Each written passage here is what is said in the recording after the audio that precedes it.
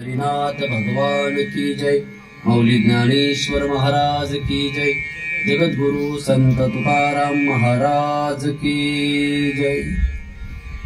ओम नमोजी आद्या वेद प्रतिपाद्या जय जय स्वसंवेद्या आत्मरूपा। यों तत्प्रविशं मम वाचमिमां प्रसुप्तां संजीवयत्यखिल शक्तिधर स्वधाम्ना। अन्यांश हस्तचरण श्रवणत्वगादीन् प्राणां नमो भगवते पुरुषाय तुभ्यं।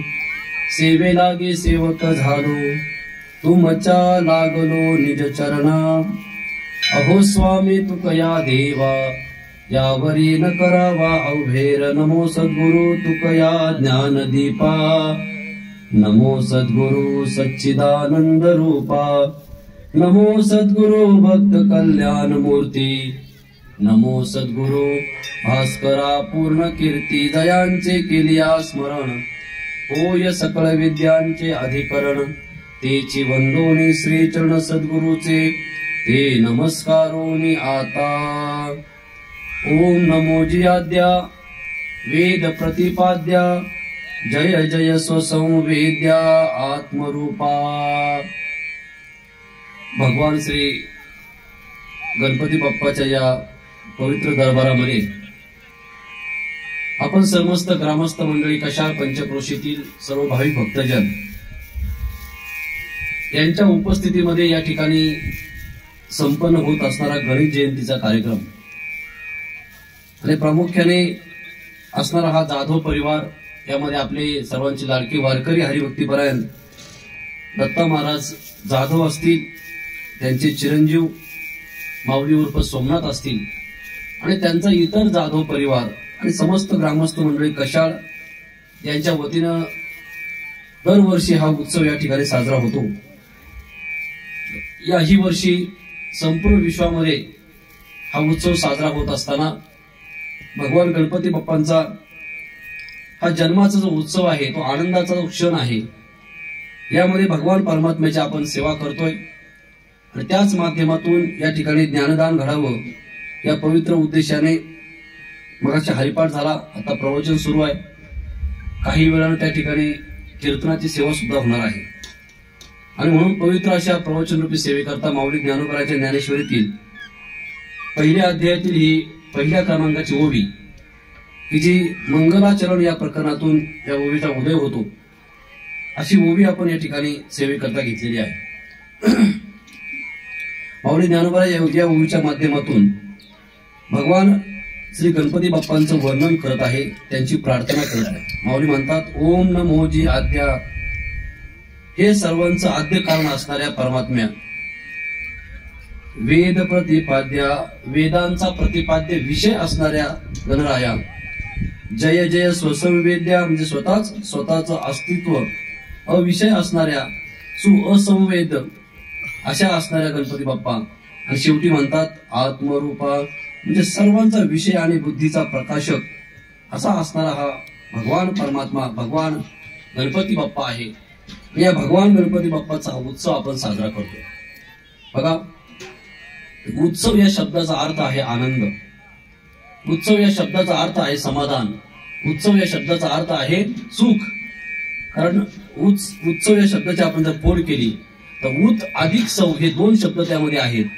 सौ म्हणजे आनंद सुख आणि उत म्हणजे वरती येणं। ज्या प्रक्रियेनं त्या ठिकाणी आनंद किंवा सुख हे वरती येतं त्याला उधाण येतं, त्याला उत्सव म्हणतात। आणि म्हणून या ठिकाणी भगवान गणपती बाप्पांचा हा जन्माचा उत्सव आपण साजरा करतो। आपण सगळे त्या ठिकाणी सुखा करता आनंदा करता धडपड करणारे आणि प्रयत्न करणारी माणसं आहोत। या सृष्टीचा प्रत्येक जीव हा सुखा करता धडपड करतो, त्याला सुख पाहिजे, शांती समाधान आनंद पाहिजे।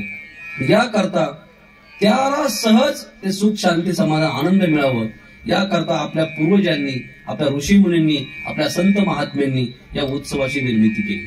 वास्तविक गणपती बाप्पाचा जन्म कधीचा आहे? फार पुरातन, पण तो पुरातन असणारा जन्मोत्सव तो या ठिकाणी आपण आपल्या गावामध्ये साजरा करतोय। ही त्या ठिकाणी किमया किंवा हे उपकार कुणाचे असतील तर ते आपल्या असणाऱ्या महान असणाऱ्या ऋषीमुनी साधू संतांचे उपकार आहेत। की त्यांनी तो गणपती बाप्पाचा त्यावेळेस झालेला उत्सव तो या असणाऱ्या या कलियुगापर्यंत त्यांनी टिकवला, तुमच्या आमच्यापर्यंत आणला आणि त्यांचे आपल्यावरती उपकार आहे.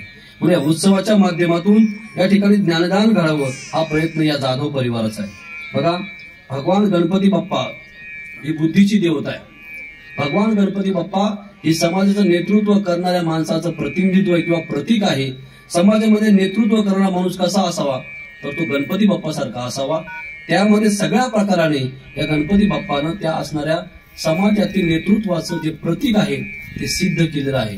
म्हणून भगवान गणपती बाप्पा हा त्या ठिकाणी प्रथमतः बुद्धीचा देवता आहे. त्यामध्ये असणारी गणपती बाप्पाची जी बुद्धी आहे ती अलौकिक बुद्धी आहे. भगवान गणपती बाप्पाची बुद्धी अलौकिक किती आहे बघा. ज्या वेळेस त्या ठिकाणी भगवान शंकर आणि पार्वती माता बसले असताना या सृष्टीमध्ये सर्वात जास्त पुण्याचं काम काय असेल तर ते म्हणजे पृथ्वी मातेची असणारी प्रदक्षिणा आहे. ही प्रदक्षिणा घालण्याकरता असणारे गणपती बाप्पा आणि त्यांचे बंधू कार्तिक स्वामी या ठिकाणी दोघांनी त्या ठिकाणी पृथ्वीची प्रदक्षिणा करण्याचा प्रयत्न केला किंवा तो विचार केला. कार्तिक स्वामी आपल्या असणाऱ्या वाहनावरती बसून कधीच निघून गेले, पण गणपती बाप्पा त्या ठिकाणी बुद्धिमताम असणारे गणपती, ज्यांना त्यांच्यामध्ये बुद्धिवान असणारे गणपती बाप्पा आहेत, ते त्या ठिकाणी स्थिर राहिले. त्यांनी विचार केला की पृथ्वी मातेचा प्रदक्षिणा मारणे आणि आपल्या असणाऱ्या आई वडिलांना प्रदक्षिणा मारणे हे एकच आहे. त्यांनी पटकन त्या ठिकाणी आपल्या आई वडिलांना प्रदक्षिणा मारली आणि असणारा ते जे काही पुण्य आहे तो पण आहे तो त्या ठिकाणी त्यांनी समोर सिद्ध केला. याचा अर्थ असा आहे की गणपती बाप्पा ही बुद्धीची देवता आहे. म्हणून आपण गणपती बाप्पाकडे आल्यानंतर त्या ठिकाणी गणपती बाप्पाकडे काय मागावं, तर गणपती बाप्पाकडे मागावं, देवा आम्हाला बुद्धी दे, किंवा त्या ठिकाणी दुर्बुद्धी ते म्हणा कदा नुपजो नारायणा. भगवान असणाऱ्या गणपती बाप्पाकडे त्या ठिकाणी मागणं करावं, देवा आमच्या अंतःकरणामध्ये दुर्बुद्धी उत्पन्न होऊ देऊ नको. कारण आपल्या आणि सुखाच्या मध्ये, आपल्या आणि आनंदाच्या समाधानाच्या मध्ये काय येत असेल तर ती दुर्बुद्धी येत असते. दुर्बुद्धीमुळं आपण सुखाला पारखवतो, दुर्बुद्धीमुळं आपण आनंदापासून लांब जातो. मग माणसाला जीवनामध्ये ज्याला सुख शांती समाधान आनंद पाहिजे ना, त्याने पहिले दुर्बुद्धी लांब ठेवली पाहिजे. बघा, बुद्धी, या बुद्धीला दोन तरंग, एक दुर्बुद्धी आहे आणि दुसरी सद्बुद्धी आहे. म्हणून माणसाने प्रयत्न हा सद्बुद्धीचा करावा. पण प्रपंचामध्ये जगत असताना सद्बुद्धीचा विचार न होता जास्तीत जास्त विचार हा दुर्बुद्धीचा होत असतो. कारण तो सहज त्या ठिकाणी माणसाच्या मनामध्ये येतं आणि माणूस त्या दुर्बुद्धीच्या विचारानं त्या ठिकाणी स्वतःचा घात करून घेत असतो. म्हणून दुर्बुद्धी म्हणजे काय, तर देवापासून लांब जाणारा जो काही विचार आहे त्याला दुर्बुद्धी म्हणतात. म्हणून बघा, दुर्बुद्धी सुचली सीतामाईला. सीतामाईला दुर्बुद्धी कशी सुचली, ज्यावेळेस वनवासामध्ये सीतामाया आणि प्रभू रामचंद्र आणि लक्ष्मण भैया त्या ठिकाणी वनवासामध्ये आहेत आणि या सीतामैयाला त्या ठिकाणी दुर्बुद्धी सुचली. तिनं त्या ठिकाणी ते सुवर्ण कंचन किंवा सुवर्ण हरिण पाहिलं आणि त्या सुवर्ण हरणाची चोळी मला मिळावी म्हणून हट्ट धरला. कुणाकडं, प्रभू राम आपल्या असणाऱ्या पतीला हट्ट धरला की ते सुवर्ण जे हरिण आहे किती सुंदर आहे आणि त्या हरणाची चोळी मला मिळावी, ती मिळाली तर किती बरं होईल असा हट्ट त्यांनी धरला. वास्तविक प्रत्यक्ष भगवान परमात्मा जवळ आहे, पण देव जवळ असताना सुद्धा हरणाचा असणारा मोह निर्माण होतो, याला म्हणतात दुर्बुद्धी. आणि मग त्या दुर्बुद्धीच्या मुळे काय झालं तर त्या सीतामाईला वनवास भोगावा लागला. याचा अर्थ असा आहे की दुर्बुद्धी घातक आहे. म्हणून देवाकडे त्या ठिकाणी देवा मागणी करावी गणपती बाप्पाकडे, दुर्बुद्धी ते म्हणा कदा नुपजो नारायण. ती दुर्बुद्धी मला निर्माण होऊ नये. कारण बघा, दुर्बुद्धीमुळेच त्या ठिकाणी रामायण घडलं, महाभारत घडलं आणि असणारं भागवत महापुराण सुद्धा हे सुद्धा दुर्बुद्धीच्या मुळे घडलं. कसं झालं बघा, राजा परीक्षिती आहे. हा परीक्षिती राजा त्या ठिकाणी राज्य करत असताना अतिशय गुण्या गोविंदानं न्याय व्यवस्थेने त्या ठिकाणी राज्य करतोय. पांडवाच्या कुळातला अभिमन्यूचा असणारा तो कुळातला तो राजा परीक्षिती आहे. अतिशय शांत, अतिशय संयमी असा राजा. आणि त्या ठिकाणी राज्य करत असताना आपल्या पूर्वजांनी काय काय त्या ठिकाणी माझ्यासाठी ठेवलंय म्हणून जुनं असणारी ती खोली, पूर्वजांची, आपल्या पांडवांच्या, आपल्या वाडवडिलांच्या आजोबाची खोली त्यांनी ती उघडली. त्या खोलीमध्ये अनेक असणाऱ्या वस्तू होत्या आणि त्या वस्तूंपैकी एक मुकुट त्याला दिसला, जो मुकुट होता जरासंधाचा. बघा, काही गरज नव्हती, काही विषय नव्हता, पण माझ्या पूर्वजांनी काय काय ठेवले, काय काय जपून ठेवले म्हणून तो मुकुट त्याने पाहिला. जरासंधाचा मुकुट होता, सोन्याचा मुकुट होता. त्याने तो मुकुट डोक्यावरती घातला. आता तो मुकुट कोणाचा आहे? दुष्ट माणसाचा, दुर्बुद्धीवाल्या माणसाचा तो मुकुट आहे. त्याची बुद्धी फिरली परीक्षित राजाची आणि तो त्या ठिकाणी शिकारीला गेला. शिकारीला गेल्यानंतर तिथं त्या ठिकाणी बराच वेळ त्याला शिकार मिळाली नाही. तहान लागली, भूक लागली. त्या जंगलात त्याला काहीच मिळालं नाही. काय करावं? बरोबर शेजारी एका ऋषीचा आश्रम दिसला. त्या आश्रमाकडे तो गेला. तो आश्रम होता शमीक ऋषींचा. आणि शमीक ऋषी त्या ठिकाणी तपश्चर्याला बसले होते. शांत ध्यान लावून त्या ठिकाणी तपश्चर्या करतात. हा त्या ऋषींच्या झोपडीच्या किंवा त्या कुटीच्या बाहेर त्या ठिकाणी आला. आवाज दिला, कोण आहे का? ऋषी त्या ठिकाणी ध्यानस्थ आहे. सज्जन महात्मे त्यांना काय घेणं देणं, ते आपल्या मस्तीमध्ये असतात. त्यांना समाधी लागली शमीक ऋषींना आणि शांत चित्तानं समाधी अवस्थेमध्ये ते आपलं ध्यान चालू आहे. आणि याने हा आवाज देतोय. तो पाहतोय की त्या ठिकाणी हा ऋषी बसलाय आणि तो मला दुर्लक्षित करतोय. मी राजा आहे. म्हणजे अहंकार निर्माण झाला, दुर्बुद्धी निर्माण झाली, अहंकारानं राग आला. कारण काम उत्पन्न झाला, पाणी प्यायचंय किंवा त्या ठिकाणी भूक लागलेली आहे. आणि मग या असणाऱ्या विषयातून त्यानं त्या ठिकाणी त्या ऋषीकडे आवाज दिला. ऋषी लक्ष देत नाही. मग कामामधून क्रोध निर्माण झाला आणि क्रोधानं त्याला राग आल्यानंतर त्याने काय केलं? तिथं मेलेला एक साप होता. तो साप घेतला आणि त्या ऋषीच्या गळ्यामध्ये टाकला. ही दुर्बुद्धी आहे. एका साधूच्या, एका सज्जनाला त्या ठिकाणी त्रास देणं, विनाकारण त्याचा छळ करणं, ही दुर्बुद्धी महाराज. ही दुर्बुद्धी आपल्याला आपला घात करते हे आपल्या लक्षात येत नाही. साधू सज्जन असतील ना, त्यांना त्रास देण्यापेक्षा त्यांना वंदन करा आणि निघून चला पुढं. मग त्रास दिला तर त्याचं फळ मात्र भोगावं लागतं. या शमीक ऋषीच्या गळ्यामध्ये त्याने त्या ठिकाणी तो मेलेला साप टाकला. साप टाकल्यानंतर बराच वेळ झाला. त्या ठिकाणी हा राजा निघून गेला आणि त्या शमीक ऋषींचा मुलगा, जो शृंगी नावाचा मुलगा आहे, तो मुलगा त्या ठिकाणी आला. विचार करतो की माझ्या वडिलांच्या वडील माझ्या समाधीमध्ये असताना माझ्या वडिलांच्या गळ्यामध्ये हा मेलेला साप कोणी टाकला. त्याला राग आला. ज्याने कोणी हा साप टाकला असेल तो 7 दिवसामध्ये तक्षक नागाच्या त्या दंशानं मृत होईल, मरण होईल, असा शाप त्याने दिला. आणि हा निरोप त्या ठिकाणी राजा परीक्षितीपर्यंत पोहोचला. बघा, राजा परीक्षिती पांडवातल्या कुळातला, पांडवाच्या वंशातला आहे, तरी सुद्धा त्याला दुर्बुद्धी प्राप्त झाली. का? कारण त्याने त्या ठिकाणी दुसऱ्याचा असणारा मुकुट, म्हणजे कोणाचा? जरासंधाचा, तो त्याने त्या ठिकाणी डोक्यावरती घेतला. म्हणून जरासंध दुष्ट आहे, दुष्टाचा तो मुकुट आहे, त्यामध्ये कलिवास करतोय. आणि तो मुकुट त्याने डोक्यामध्ये घातल्यानंतर आपोआप त्याची सद्बुद्धी दुर्बुद्धीमध्ये रूपांतरित झाली आणि त्याच्या हातून हे कर्म घडलं. म्हणून आपण असणाऱ्या गणपती बाप्पाकडे प्रार्थना करायची, बाप्पा आमच्या अंतःकरणामध्ये असणारी जी काही दुर्बुद्धी आहे ती दुर्बुद्धी त्या ठिकाणी येऊ देऊ नको. दुर्बुद्धी ते म्हणा कदा नुपोजो नारायणा. म्हणून गणपती बाप्पा त्या ठिकाणी मी सांगत होतो की एक या समाजामध्ये नेतृत्व कसं असावं, नेता कसा असावा, पुढारी कसा असावा, तो त्याचं प्रतीक म्हणजे गणपती बाप्पा आहे. बघा, गणपती बाप्पाचं डोकं मोठे म्हणजे काय? पुढाऱ्याचं, नेत्याचं किंवा सामाजिक काम करणाऱ्या माणसाचा विचार करायची पात्रता मोठी पाहिजे. त्यांनी संकुचित विचार करायचा नाही, त्याने मोठा विचार करायचा आहे. गणपती बाप्पाचं जे मस्तक आहे ते हत्तीचे, मोठा विचार करण्याचा तो संकेत त्यामधून देत आहे. दुसरं, गणपती बाप्पा त्या ठिकाणी डोळे लहान आहेत. कशा करता डोळे लहान आहेत? तर त्यानं प्रत्येक गोष्टीचं निरीक्षण सूक्ष्म करावं, प्रत्येक गोष्टीकडे त्याने सूक्ष्म रीतीनं पाहावं, म्हणून डोळे लहान आहेत. पण नेत्यानं, पुढाऱ्यानं किंवा मोठ्या असणाऱ्या नेतृत्व करणाऱ्या माणसानं आपण सूक्ष्म रीतीनं त्या ठिकाणी पाहिलं पाहिजे, सूक्ष्म विचारानं, सूक्ष्म दृष्टीनं प्रत्येक गोष्टीकडे पाहिलं पाहिजे, म्हणून डोळे लहान आहेत. बाप्पाचे कान मोठे आहेत. कशा करता कान मोठे आहेत? त्या ठिकाणी संकेत बाप्पा देतात की माणसानं त्या ठिकाणी या अशा वृत्तीच्या लोकांना किंवा या जे प्रभुत्व करू इच्छितात, समाजाचं प्रमुखत्व करू इच्छितात, अशा लोकांचे कान मोठे पाहिजे. म्हणजे काय? त्यांनी नीट ऐकलं पाहिजे. कारण सगळा घोळ कशामुळे होतोय?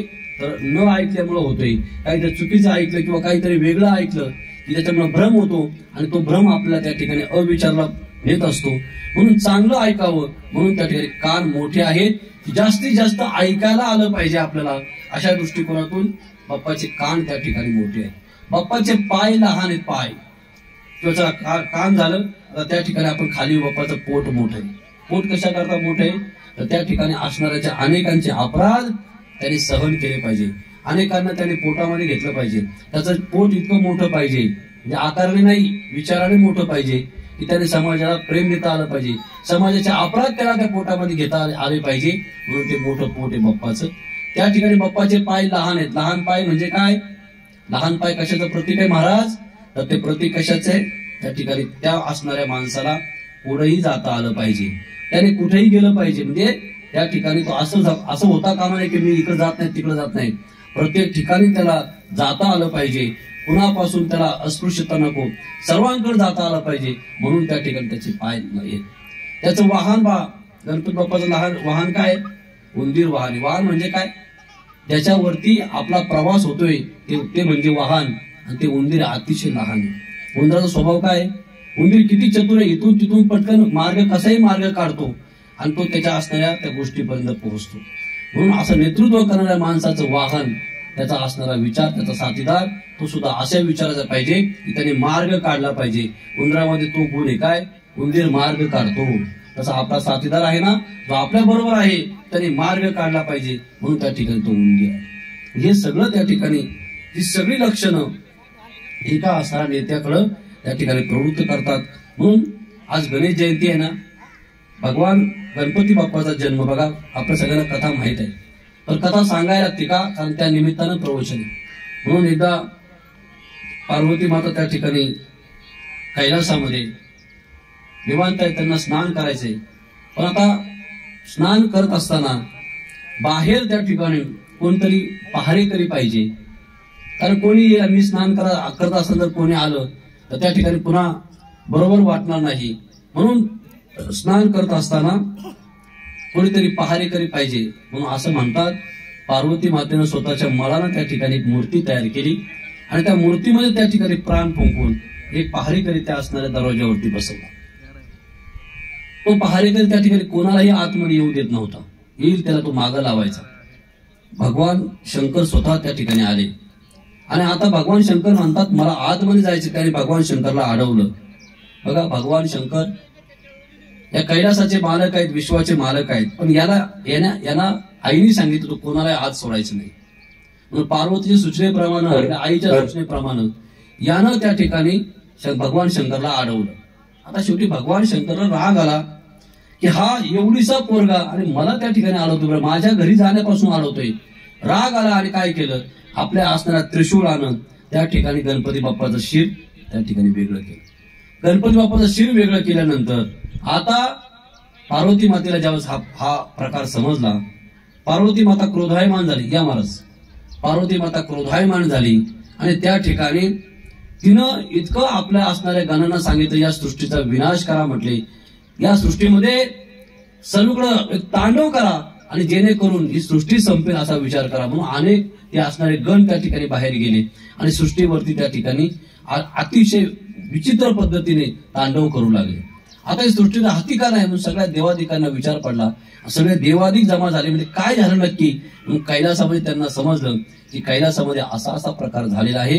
भगवान शंकराने असणाऱ्या पार्वतीच्या दूताला त्या ठिकाणी त्याला त्रिशूळानं त्याचं शिर वेगळं केलेलं आहे. म्हणून सगळे देवादिक त्या ठिकाणी जमा झाले.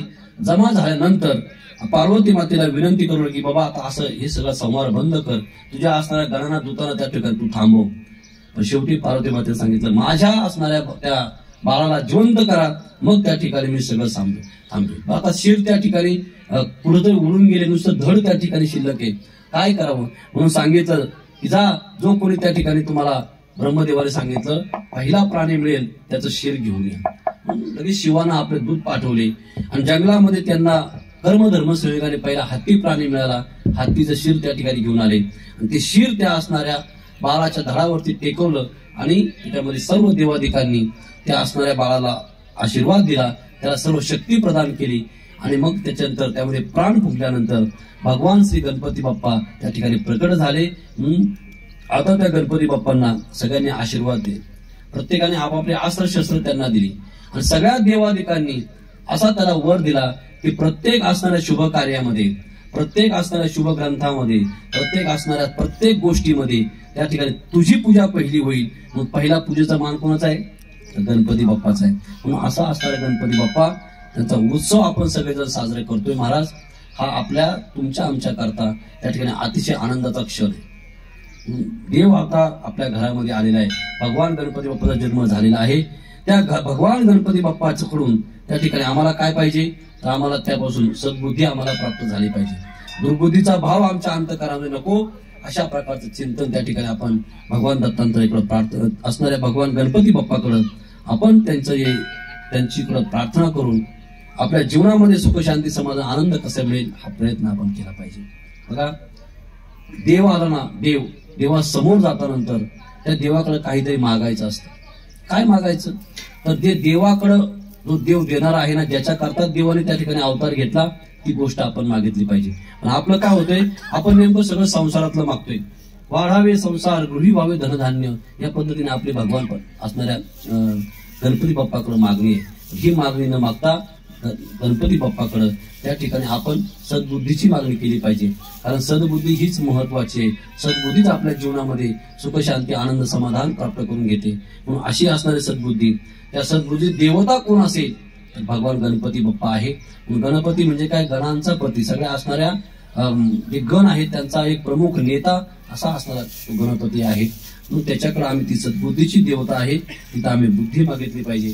कारण भगवान असणारा गणपती बाप्पा आहे ना, या गणपती बाप्पाचं वैशिष्ट्य असं आहे की गणपती बाप्पा त्या ठिकाणी सहज प्रसन्न होणारे देवता आहे। सहज त्याला नमस्कार करा, त्याला प्रार्थना करा, तो प्रसन्न होणार आहे। त्याकरताच या भूतलावरती कलियुगामध्ये आपल्याला असणाऱ्या आपल्या महान असणाऱ्या आपल्या पूर्वजांनीच ही प्रथा आपल्याकडे त्या ठिकाणी दिली की तुम्ही काय करा, तुम्ही त्या ठिकाणी गणपती बाप्पाची विनंती करा, प्रार्थना करून। ज्यांच्या जीवनामध्ये गणपती बाप्पाची सेवा आहे, बघा 5 देव आहेत, एक आहे विष्णू, शंकर, सूर्य, देवी आणि गणपती, हे 5 देव किंवा 5 प्रवाह त्या ठिकाणी आपल्यामध्ये आहेत।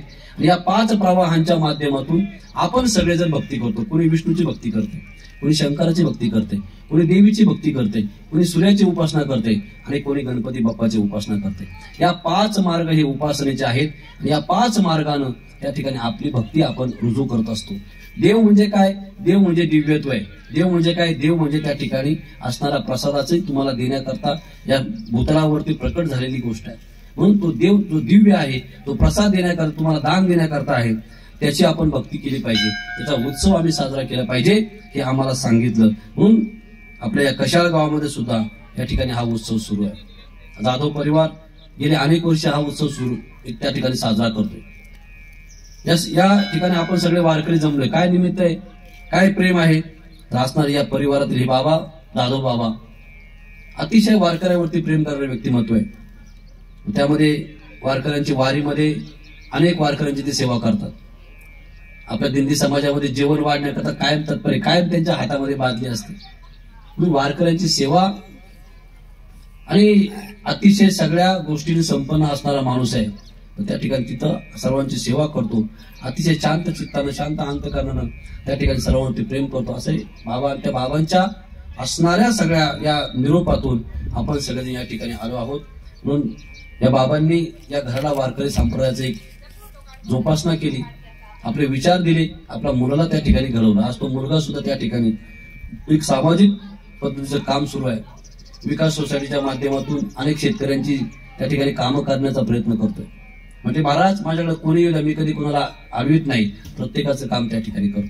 म्हणजे सेवाभावी वृत्तीची एक आपली पिढी निर्माण झाली पाहिजे। मी सांगू का, चांगली संतती निर्माण होण्याकरता त्या ठिकाणी आपले विचार चांगले लागतात। तर आपल्या असणाऱ्या पूर्वजांचे वडिलांचे विचार चांगले राहिले असतील तरच त्या घरामध्ये पवित्र ते कुळ, पावन तो देश, जे ते हरीचे दास जन्म घेतील। आपलं कुळ पवित्र असेल, आपल्या पूर्वजांचा असणारा तो मार्ग योग्य असेल तर संतती त्या ठिकाणी योग्य घडत असतील। चांगली उत्तम संतती या ठिकाणी सोमनाथ भाऊच्या निमित्तानं बाबांना प्राप्त झाली आहे। म्हणून तर भाग्यवंता घरी भजन पूजन हे सगळं त्या ठिकाणी होत असतं। या जाधव परिवाराच्या माध्यमातून हे गणपती बाप्पांची उत्सव या ठिकाणी दरवर्षी साजरा करतोय। यंदाही मोठ्या भव्य दिव्य स्वरूपामध्ये साजरा होतोय। आपण सर्वजण या उत्सवाकरता इथं आलात, या परिवाराच्या वतीनं आपलं त्या ठिकाणी ऋण व्यक्त करतो। भगवान गणपती बाप्पा चरणी प्रार्थना करतो की आपल्या सगळ्याला त्या ठिकाणी सद्बुद्धी प्राप्त व्हावी, आपल्या जीवनामध्ये सुख शांती समाधान आनंद प्राप्त व्हावं आणि असाच आपल्या दरवर्षी या ठिकाणी हा उत्सव साजरा करता यावा, अशा प्रकारची प्रार्थना या ठिकाणी करतो। आपली वेळ झालेली आहे, महाराजांचं पण आगमन झालेलं आहे।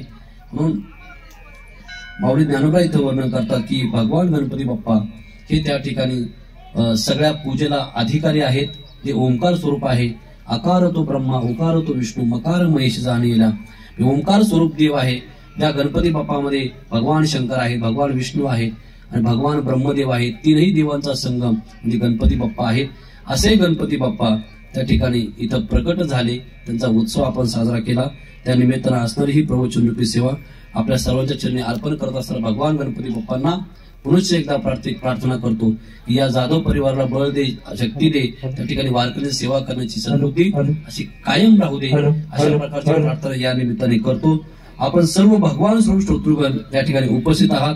आपल्याही चरणी ही सेवा अर्पण करतो. या सेवेकरता मावळप्रकार दिंडी समाजाचे सचिव पांडुरंगी लालगुडे असतील, विनेकरी भाऊसाहेब मला टाककर असतील, ही सगळी मंडळी, भुईरकर सरपंच आमचे भाऊ आहेत, हे सगळी मंडळी या ठिकाणी उपस्थित आहेत. आपल्या सर्वांच्या चरणी ही सेवा अर्पण करतो आणि भगवान गणपती बाप्पांना या ठिकाणी पुनश्च एकदा प्रार्थना करतो की आम्हा सगळ्यांना सद्बुद्धी दे. रामकृष्ण हरी, रामकृष्ण हरी, रामकृष्ण हरी. पुंडलिक वरदा हरी विठ्ठल. श्री ज्ञानदेव तुकाराम पंढरीनाथ भगवान की जय. माऊली ज्ञानेश्वर महाराज की जय. जगद्गुरु संत तुकाराम महाराज की जय. विठ्ठल विठ्ठल. आता विश्वात्मक देवे येणे वाग्यज्ञे तोषावे, तोषोनी मज द्यावे पसाय दान हे. जे खळांची व्यंकटी सांडो तया सत्कर्मी रती वाढो. होता परस्परे परो मैत्र जीवांचे, दुरिताचे तिमिर जाओ विश्व स्वधर्म सूर्य पाहो. जो जे वांछिल तो ते लाहो प्राणी जात. वर्षत सकळ मंगळी ईश्वर निष्ठांची मांदियाळी. अनवर्त भूमंडळी भेटो तया भूता.